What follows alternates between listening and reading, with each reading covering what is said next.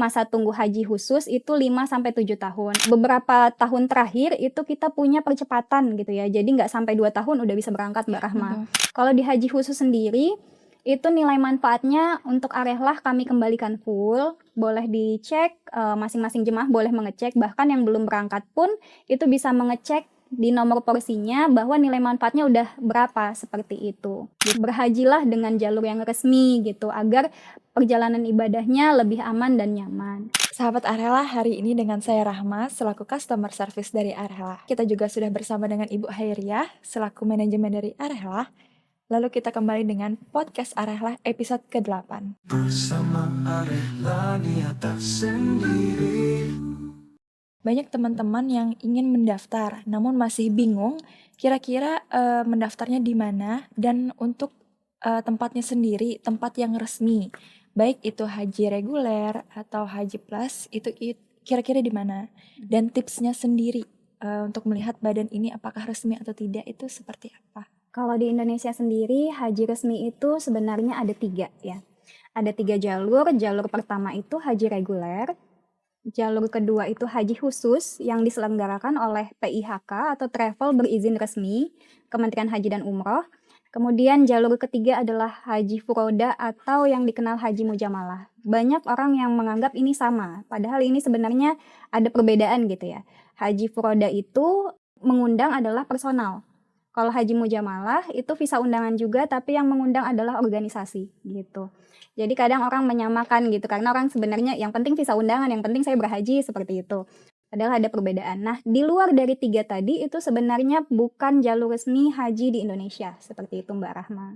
Banyak juga yang bilang haji plus khusus ini sama kah? Karena kan dari namanya banyak yang bilang beda. Apa itu Benar. tetap sama atau enggak? Benar, sama. Kalau dulu namanya ONH plus, ongkos naik haji. Nah, tapi sudah ada perubahan menjadi BPIH, biaya penyelenggaraan ibadah haji gitu. Nah, kenapa ada perbedaan antara plus dan khusus?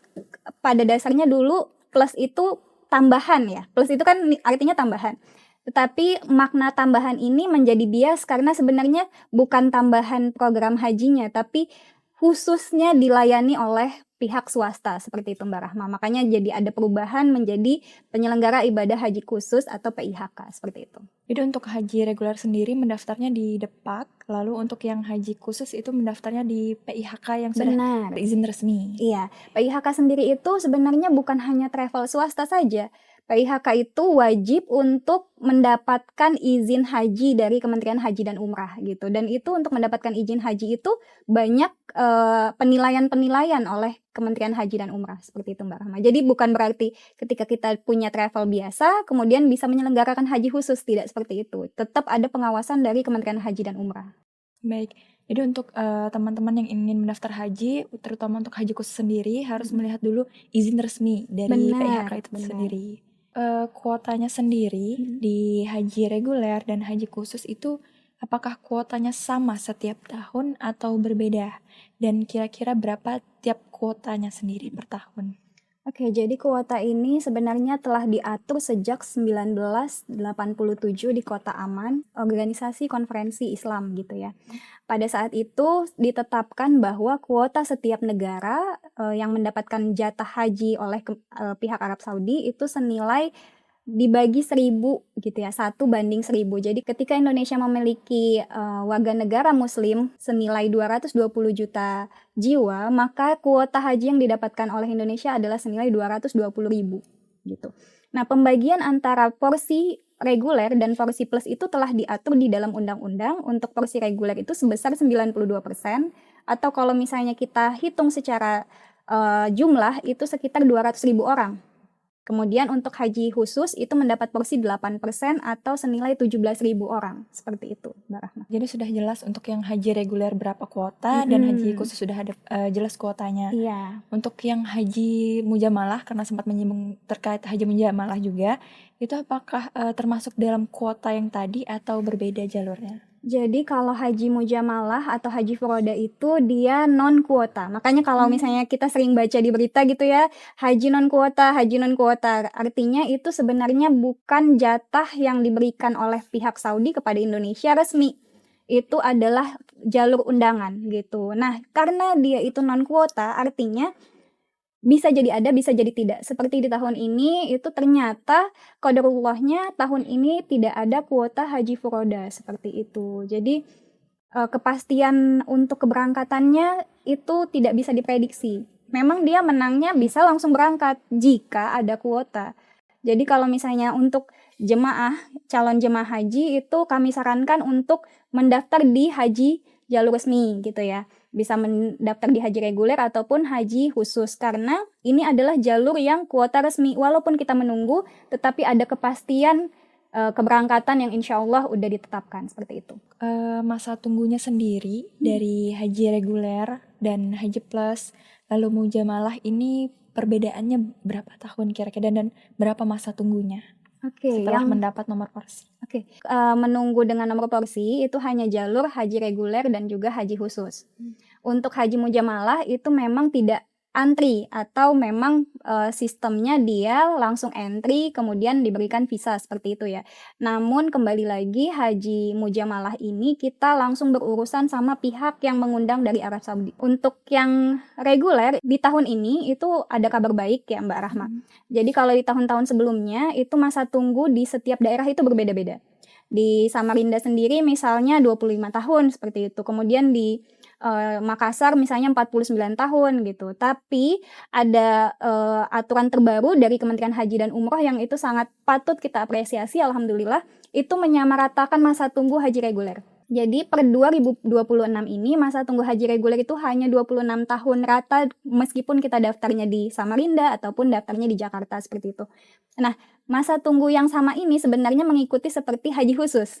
Jadi kalau misalnya Mbak Rahma daftar haji khusus di Jakarta, kemudian saya daftar haji khusus di Samarinda di waktu yang sama, itu insya Allah kita akan ketemu. Tuh, artinya itu daftar tunggunya nasional gitu, dimanapun kita mendaftar itu kita tetap akan di waktu yang sama, seperti itu Mbak Rahma. Kemudian untuk masa tunggu haji khusus itu 5-7 tahun. Adapun beberapa tahun terakhir itu kita punya percepatan gitu ya, jadi nggak sampai 2 tahun udah bisa berangkat Mbak Rahma.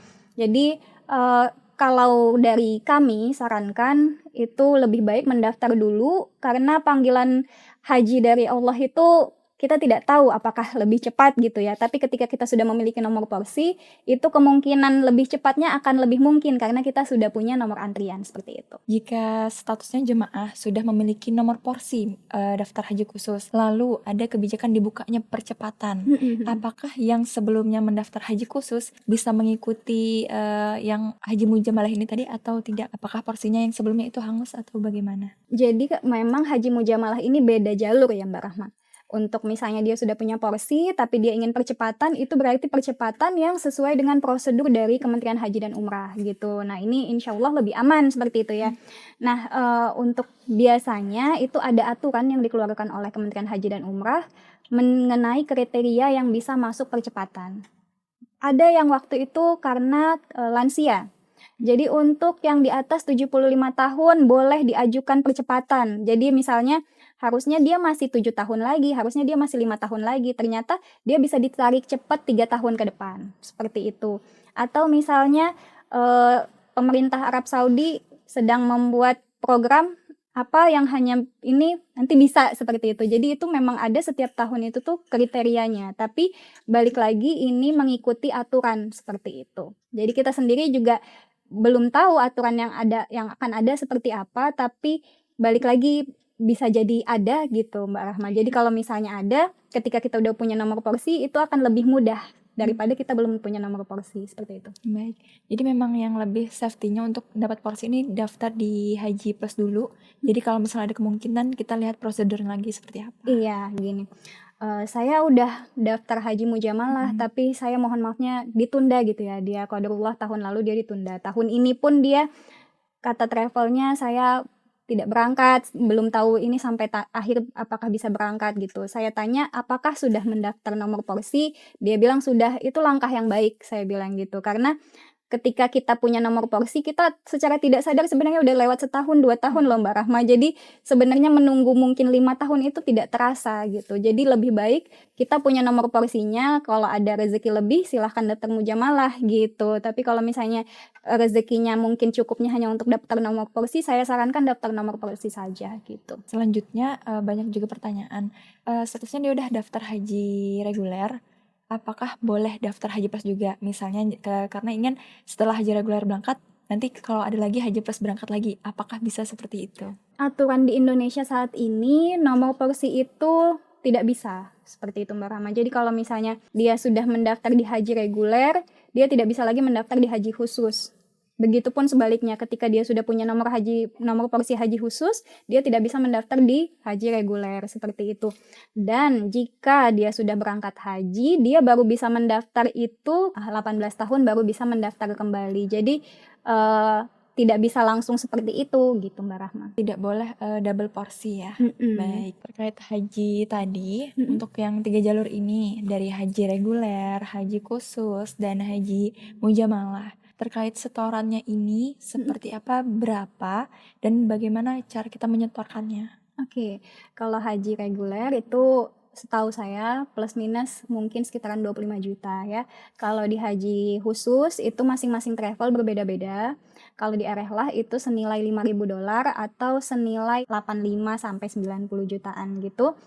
Kemudian kalau di haji furoda atau haji mujamalah ini kembali lagi masing-masing travel itu berbeda-beda. Ada yang meminta sekian dolar, misalnya $10.000 itu untuk proses visanya dulu seperti itu. Kemudian bertahap biaya sampai dengan keberangkatannya itu yang haji reguler itu senilai sekitaran 88 juta sebenarnya, tapi disubsidi oleh pemerintah melalui nilai manfaat. Jadi jemaah itu membayar hanya sekitaran 45 juta sampai 60 juta.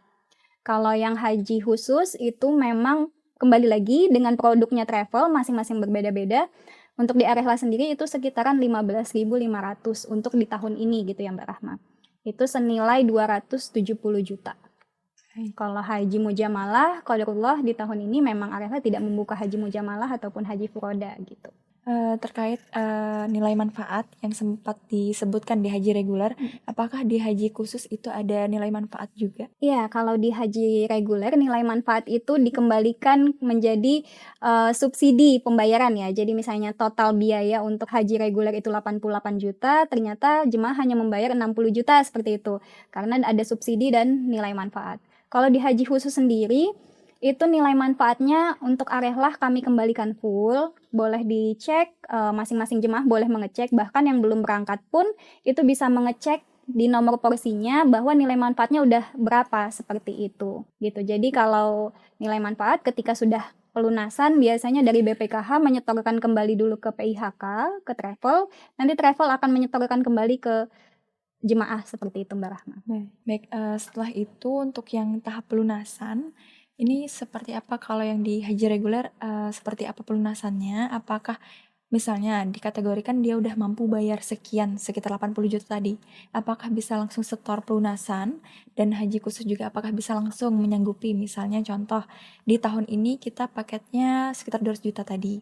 Apakah kalau misalnya saya bisa langsung bayar 200 juta, apakah itu boleh? Oke, kalau di haji khusus sendiri, di Arehlah sendiri, untuk nilai pelunasan itu adalah di tahun keberangkatan. Jadi tidak bisa mengikat di tahun ini, karena kembali lagi nilai pelunasan baik itu di haji khusus ataupun di haji reguler itu mengikuti nilai kurs dolar di tahun keberangkatan Mbak Rahma. Karena kan kita belanja tiket, belanja hotel, membayar maktab Mina, itu kan antar negara ya. Jadi dari Indonesia rupiah diterima di sana itu rial gitu, tapi perantaranya itu adalah dolar seperti itu. Jadi sangat berpengaruh terhadap kurs dolar. Jadi ketika misalnya Mbak Rahma udah punya dana senilai misalnya 270 juta, Arehlah tidak bisa menstatement bahwa itu sudah bisa lunas. Karena mungkin Mbak Rahma keberangkatannya mungkin masih 2-3 tahun ke depan yang kita tidak tahu apakah dolar masih sama seperti tahun ini. Seperti itu Mbak Rahma. Jadi untuk lebih amannya, ketika kita sudah setoran awal, lebih baik disarankan buat jemaah untuk buka tabungan haji. Benar Gitu. sekali. Jadi Baik. lebih baik itu jadi tabungan seperti itu. Jadi nanti saat pelunasan mungkin hanya membayar sedikit, apalagi banyak juga jemaah harehlah itu yang nabung ternyata lebih Mbak Rahma. Jadi lebihan tabungannya itu dijadiin buat oleh-oleh atau buat keluarga yang ditinggalkan seperti itu. Jadi tidak mesti saat keberangkatan baru ada ya gitu. Bisa ditabung dari sekarang seperti itu. Lanjut untuk yang di bagian durasi hari kita di sana untuk yang haji reguler, untuk haji plus sendiri apakah sama? Karena untuk keberangkatan haji reguler sendiri itu biasanya kita per kloter. Nah, apakah jumlah harinya tetap sama atau seperti apa? Kalau haji reguler sendiri jumlah harinya memang lebih panjang daripada haji plus gitu ya, haji khusus itu reguler 40 hari Mbak Rahma. Kalau haji khusus itu sekitaran 25 hari sampai 30 hari. Kembali lagi itu masing-masing travel punya produk masing-masing. Jadi saran kami kepada para calon jemaah, perhatikan atau pelajari baik-baik produk dari travel yang akan kalian pilih gitu ya. Karena sangat berpengaruh Mbak Rahma, travel A gitu ya, menjual paket haji, tapi kita tidak tahu sebenarnya kita di Mekah berapa hari.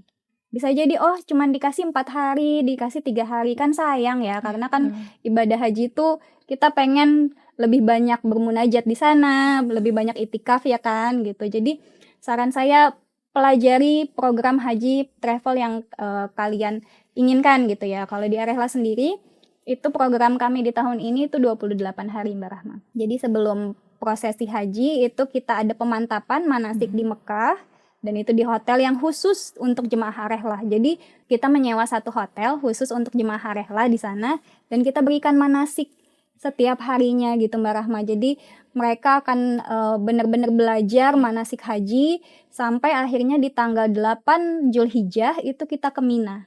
Ke Mina kita tarwiyah, 9 Zulhijjah kita di Arafah, 10 Zulhijjah kita melontar, 11, 12 kita melontar, 13 kita kembali lagi ke hotel Arehlah yang khusus untuk jemaah Arehlah, satu gedung itu khusus untuk jemaah Arehlah, 15 kita ke hotel Pullman Zamzam.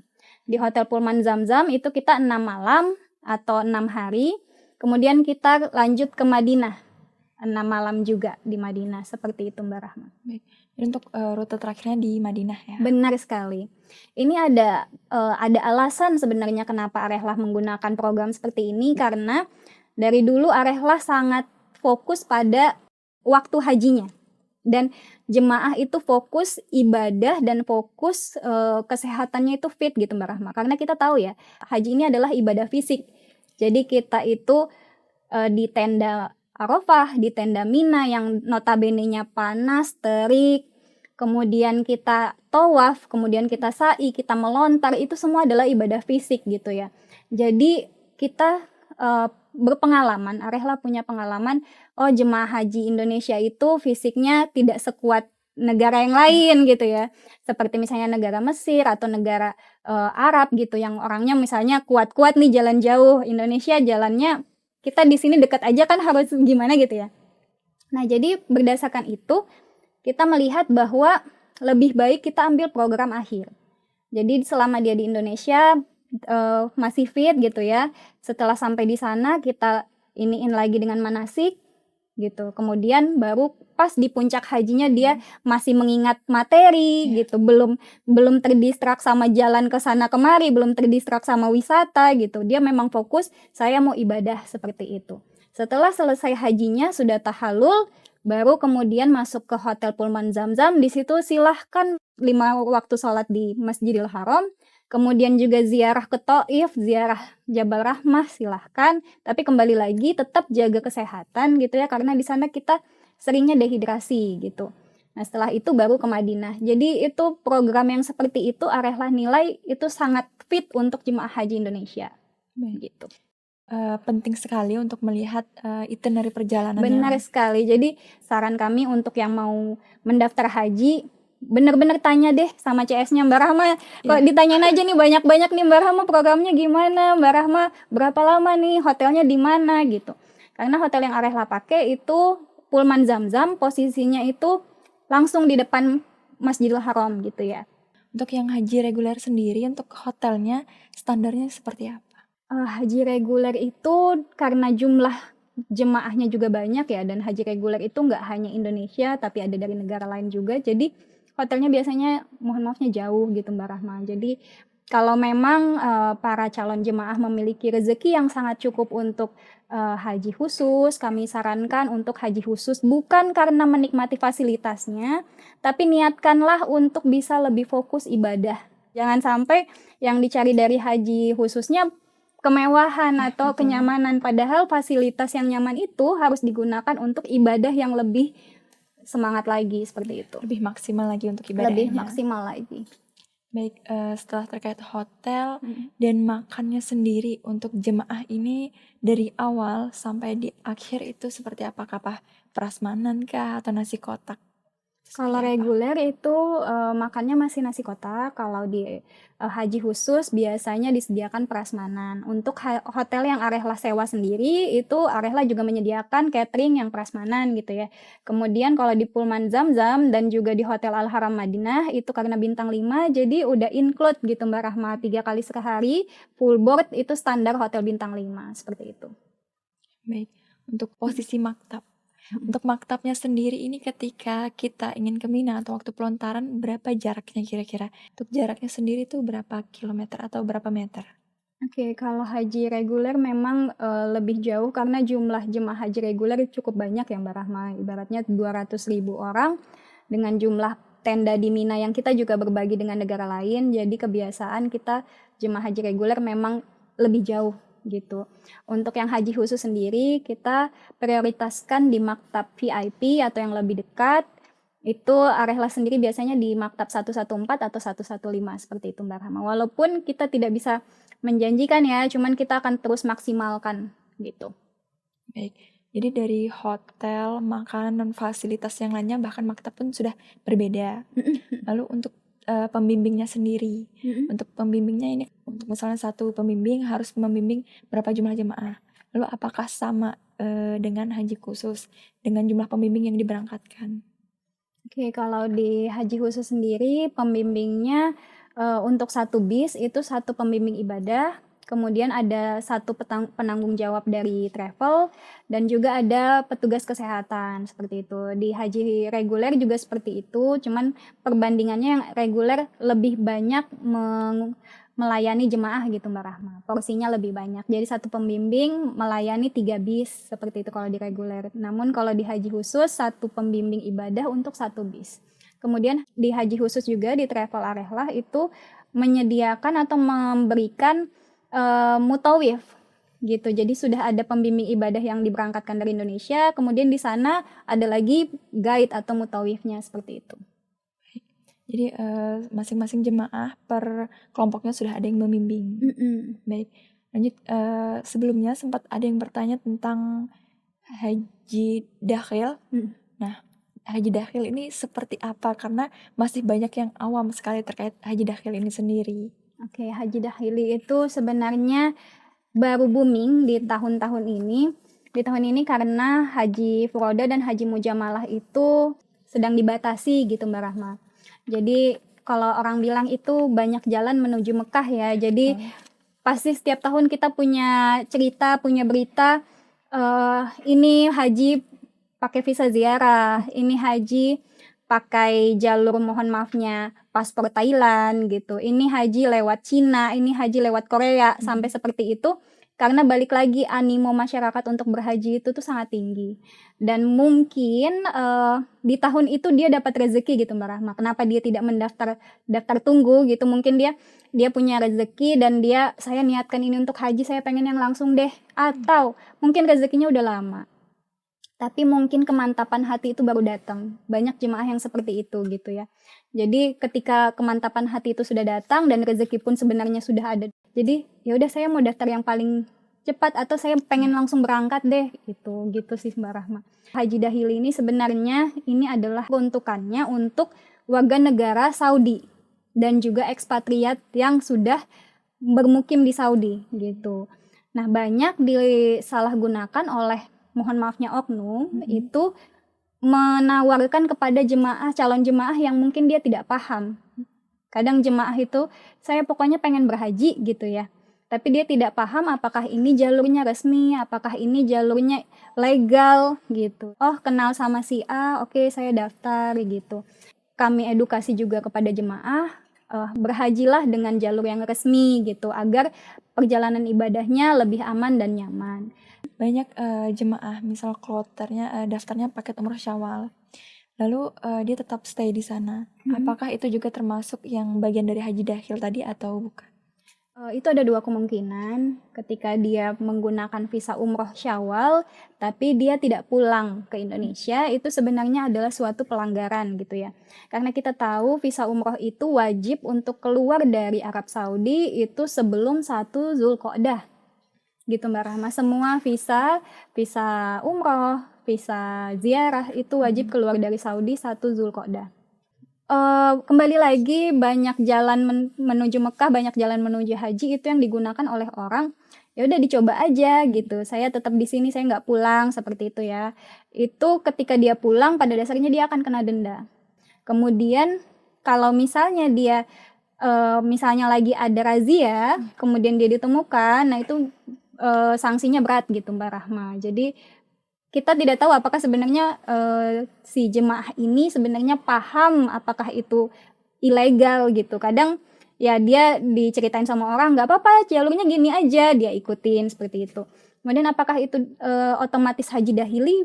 Belum tentu juga, bisa jadi yaitu dia tidak mengurus haji dahili tapi dia hanya stay, tidak keluar dari Mekah. Atau selama dia stay itu diuruskan visa dahili. Tapi kembali lagi, berarti kan dia sebenarnya bukan bekerja di Saudi. Sementara peruntukan haji dahili itu adalah untuk orang yang bekerja di Saudi, seperti itu Mbak Rahma. Jadi bisa dipastikan sebenarnya itu jalur, mohon maafnya, ilegal gitu. Baik, jadi kita benar-benar harus hati-hati ya untuk mendaftar haji sendiri. Baik. Selanjutnya terkait hal yang tadi, ada tips dan bagaimana sih cara kita tahu mendaftar haji yang aman? Apa yang harus kita pastikan? Apa yang kita harus lihat dari PIHK itu sendiri? Oke, kalau misalnya mau mendaftar haji khusus, pastikan pertama legalitasnya. Legalitas ini bisa dicek di situs Kementerian Haji dan Umrah.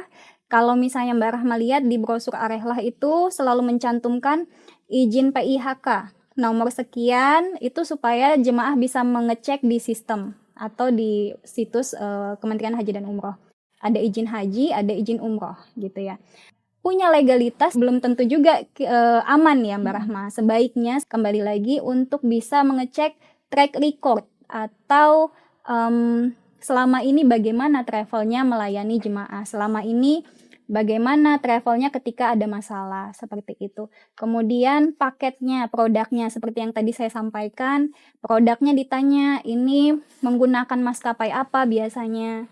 Kemudian menggunakan hotel di mana, programnya berapa hari di Mekah, berapa hari di Madinah, gitu. Supaya kita calon jemaah bisa tahu, oh saya punya waktu selama di Mekah dari tanggal sekian sampai sekian, saya bisa maksimalkan ibadah, seperti itu Mbak Rahma. Baik. Lalu dari PIHK itu sendiri masih mungkin ada badan yang masih menjanjikan kepada jemaah untuk menarik mendaftar itu dengan menjanjikan berangkat cepat. Nah, lalu ketika jemaah sudah ditawarkan mendaftar haji cepat, seperti apa yang harus kita lihat? Karena dari masa tunggu itu sendiri kan tidak ada yang lebih dari 2 tahun atau 2 tahun ke bawah. Lalu seperti apa?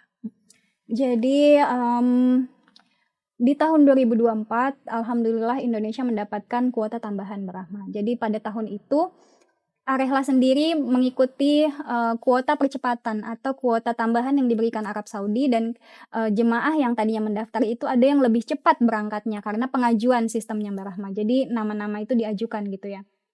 Memang di tahun 2025 dan 2026 itu tidak ada. Ketika kita udah memiliki nomor porsi, ketika ada program percepatan, itu lebih mungkin untuk diajukan, seperti itu. Jadi saran kami daftar aja gitu. Baik, selain kesiapan fisik, kesiapan finansial, jadi balik lagi tetap haji itu adalah panggilan. Benar. Baik. Terkait visa, untuk yang visa haji ini banyak sekali yang bertanya, kapan visa itu keluar? Apakah ketika setelah lunas sudah visa keluar, atau ketika H-1 bulan atau H- beberapa hari? Itu kapan visa keluar? Untuk haji khusus sendiri itu pengurusan haji khusus itu dokumen-dokumennya udah sejak 8 bulan sebelum keberangkatan Mbak Rahma. Jadi lumayan panjang ya.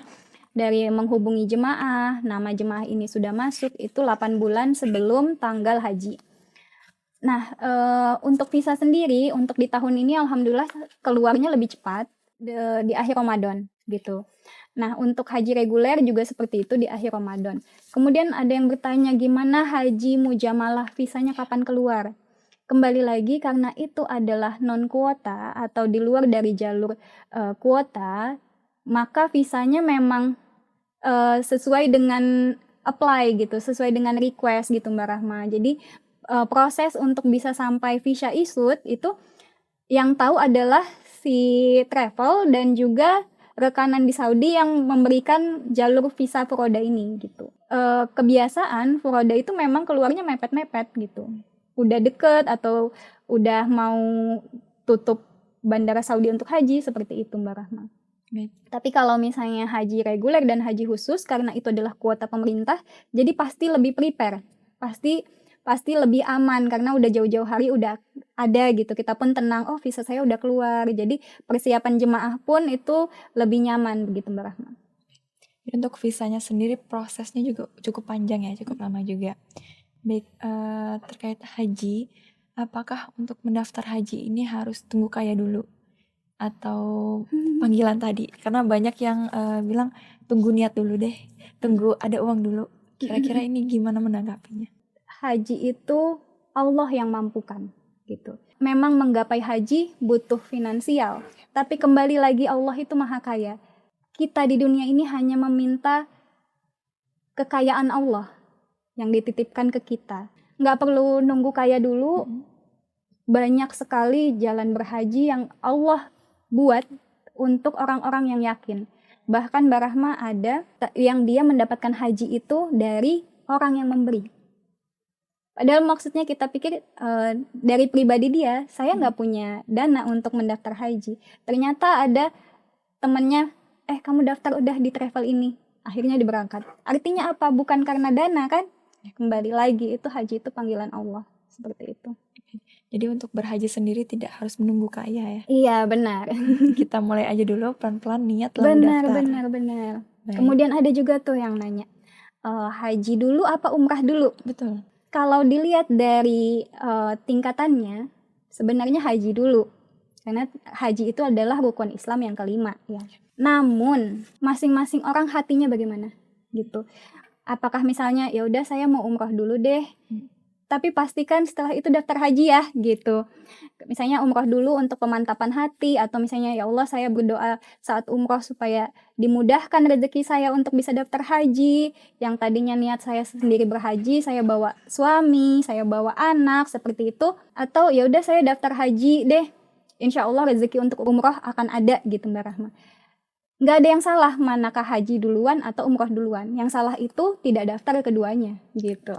Lalu untuk mendaftar haji sendiri banyak yang bilang tunggu niat dulu deh, tunggu hijrah dalam hati dulu. Akhirnya umurnya jadi bertambah juga.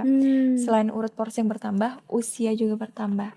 Jadi waktu yang baik untuk mendaftar haji ini kapan? Apakah sekarang peraturannya kan usia 13 tahun sudah bisa berhaji. Daftarnya 12 tahun. Ya betul. Apakah waktu terbaiknya waktu saat muda kah, atau ketika niat itu sudah ada? Biasanya niat itu sudah ada ketika kita sudah berumur. Kalau saran saya daftar dulu. Karena setelah daftar kita pun ada waktu menunggu gitu ya. Haji ketika kita umur muda itu Masya Allah itu nikmat Mbak Rahma. Karena balik lagi haji itu adalah ibadah fisik.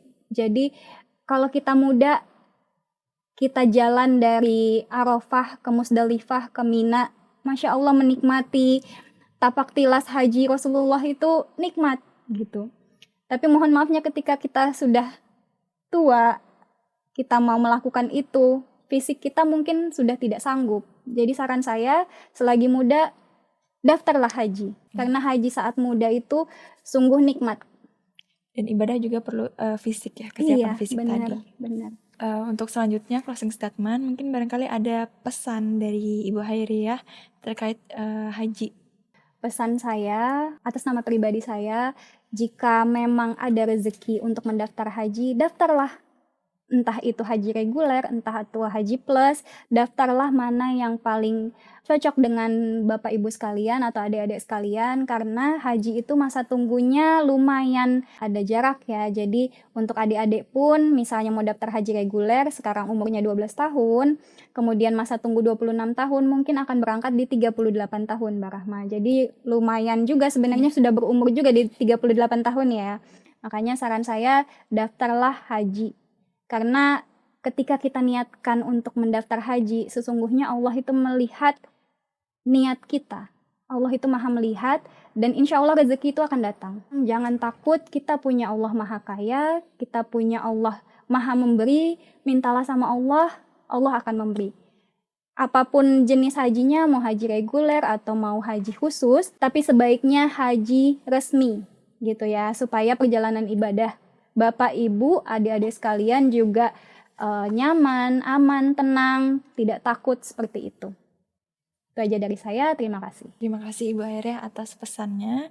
Baik untuk teman-teman sendiri, untuk lebih berhati-hati ketika mendaftar haji. Demikian sahabat Arela podcast kita hari ini. Sampai jumpa lagi di podcast Arela yang akan datang. Terima kasih. Assalamualaikum warahmatullahi wabarakatuh. Waalaikumsalam warahmatullahi wabarakatuh.